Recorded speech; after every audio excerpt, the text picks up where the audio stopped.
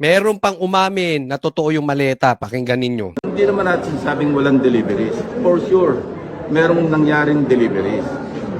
Pero wag nilang i-exaggerate kasi lalong walang mangyayari sa investigation kung guguluhin mo. Antindi, no? So, totoong meron deliveries. Inamin niya, totoong meron deliveries. Pero, wag nilang i-exaggerate kasi lalong gugulo ang investigasyon. Eh, ikaw ang magulo eh. Animal ka, ayaw mong imbestigahan. Di ba? Ngayon, sinabi, di ba? Ito eh, inamin mo na totoong may deliveries. Wag lang i-exaggerate. Magtatanong ulit ako, AI ba to, Lacson? Kung AI to, eh, wala tayong pag-uusapan. Anyway, si Boying inamin na totoo yung maleta. Pero, lumalabas dito, inaamin mo na may deliveries ng maleta. So, in short, inamin mo, totoo yung deliveries kay Bongbong Marcos at kay Sandro Marcos. Eh, sasabihin na naman ni Auntie Claire dyan, nakakalungkot po, nakakalungkot. Laging ganun yung si Auntie Claire, di ba? Nakakalungkot. Buti pa ang presidente nagtatrabaho, samantalang ang BP Sara hindi nagtatrabaho, nalulungkot, nakakalungkot po. Eh, malulungkot talaga sa sinasabi mo yung Lacson. Bakit inamin mo may deliveries? Wag lang ni-exaggerate. So, kung sa tingin mo nag-exaggerate etong 18K, eh di mas lalo mong ipatawag din sila para pitikin ang itlog. Pero Lacson, nakita ko na yung 18K.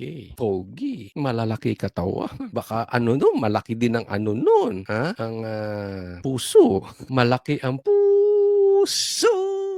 Hindi mga pogi, Talagang, alam mo naman ang Marines, eh. Oo. Alam mo, ang balita ko sa Marines, hindi katulad ni Trillanes na traidor. May natanong akong ganun, eh. Baka may mag-traidor sa inyo. Baka gayahin si Trillanes na trinaidor yung Magdalo. Wala na pala yung Magdalo. Di umano, baka magalit si Trillanes. Pero sinabi sa akin, eh. Oo, sinabi sa akin. Wala na daw yung Magdalo. Oh, nag-traidor daw sa Magdalo yung si Trillanes. Kaya nga sasabihin ko sa inyo, baka may mag-Trillanes din diyan sa 18K. Tinanong ko sila. Alam mo, sagot sa akin, hindi po gawain ng Marines yan. Sabi ko, salute sa inyo mga Marines. Talagang atatapang kayo. Alam mo, natanong ko pa nga sila eh. Nung nag-deliver kayo kay Sandro, kasi mga deliveries nila doon sa Ilocos Norte, isang beses daw. Isang beses, dalawa o tatlong beses. Basta may mga, hindi ko na maalala eksakto, pero may deliveries na si Sandro mismo ang tumanggap. Sabi ko, may proof ba kayo dyan? May picture ba? Meron daw. Ako, tapos ka, Sandro. May picture sa'yo, Sandro Marcos. Sandro Marcos tinanggap ang maleta. Ko, delikado. Baka nakatap na tayo dito. Oh, ano pa? Ano pa? Si Dilima. Ang linis-linis, di ba? Simba ng Simba. Kasama pa si Pader. Capital P-A-D-E-R. Pader. Na adik. Na dating adik. Kasama niya pa yun. Ewan ko kung ginawa niyang hindi ko na alam kung ginawa niyang driver.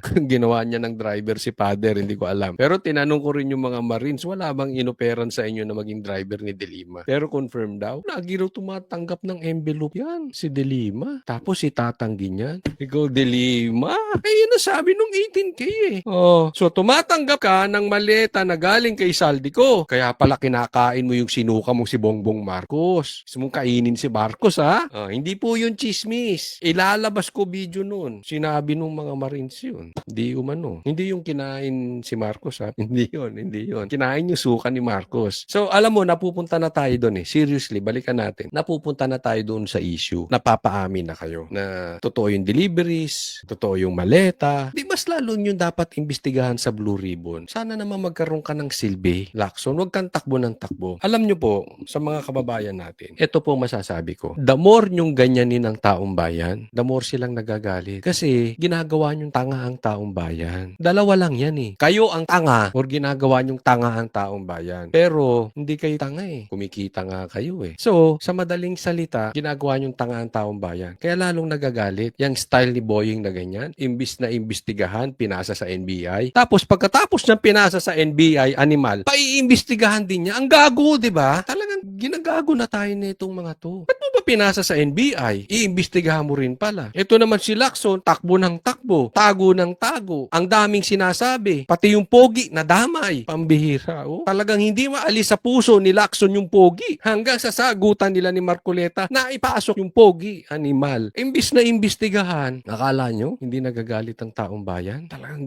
ginagalit nyo taong bayan. Isipin ninyo, ganito problema sa bansa. Klase ng imbestigasyon mo, klase ng investigasyon ng NBI, klase ng investigasyon ng Ombudsman, klase ng investigasyon ng Senate President, klase ng investigasyon ng ICI. Ganyan ang resulta nyo. Walang nangyayari. Pambihira kayo. Pasadahan natin to ha. Hindi naman natin sabing walang deliveries. For sure, merong nangyaring deliveries. For sure. Pero wag nilang i-exaggerate kasi lalong walang mangyayari sa investigation.